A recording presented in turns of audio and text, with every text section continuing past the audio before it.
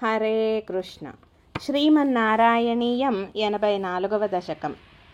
క్వచిదథతపనోపరాగకాలే పురినిదధత్కృతవర్మకామసూనో యదుకులమహిళావృతస్సు తీర్థం సముపగతోసి సమంతపంచకాఖ్యం బహుతరజనతాహితాయ తత్ర త్వమపి పునన్వినిమధ్యతీర్థతోయం ద్విజగణపరిముక్తవిత్తరాశిః సమమిలథా కురు పాండవాదిమిత్రైః తవ ఖలు దయితా జనైః సమేతా ధ్రువదసుతా త్వయి గాఢభక్తిభారా తదుదిత భవదాహృతి ప్రకారైః అతిముముదే సమమన్యభామినీభిః తదను చ భగవన్నిరీక్ష్య గోపాన్ అతికుతుకాదుపగమ్యమానయిత్వా చిరతర విరహాతురాంగరేఖాః పశుపవధూః సరసం త్వమన్వయాసీః సపది చ భవదీక్షణోత్సవేన ప్రముషితమానహృదాంనితం వినీనాం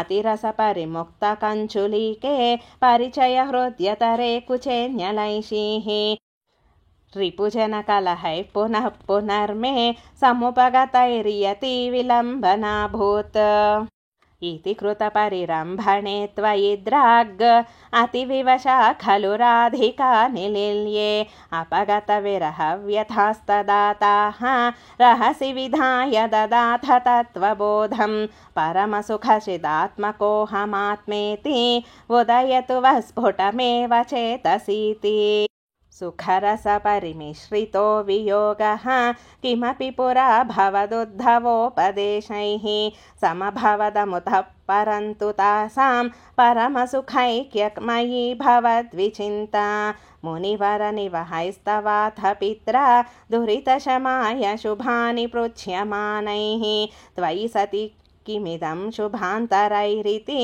उरुहसितैरपि याचितस्तदासौ सुमहति यजने वितायमाने प्रमुदितमित्रजने सहैव गोपाः यदुजनमहितास्त्रमासमात्रं भवदनुशङ्करसम्पुरेव भेजुः व्यपगमसमये समेत्य राधां दृढमुपगोह्य निरीक्ष्य वीतखेदां प्रमुदितहृदयः पुरं पुरयातः पवनपुरेश्वर पाहि मां गदेभ्यः।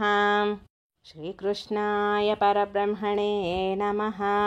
नारायण अखिलगुरो भगवन्नमस्ते।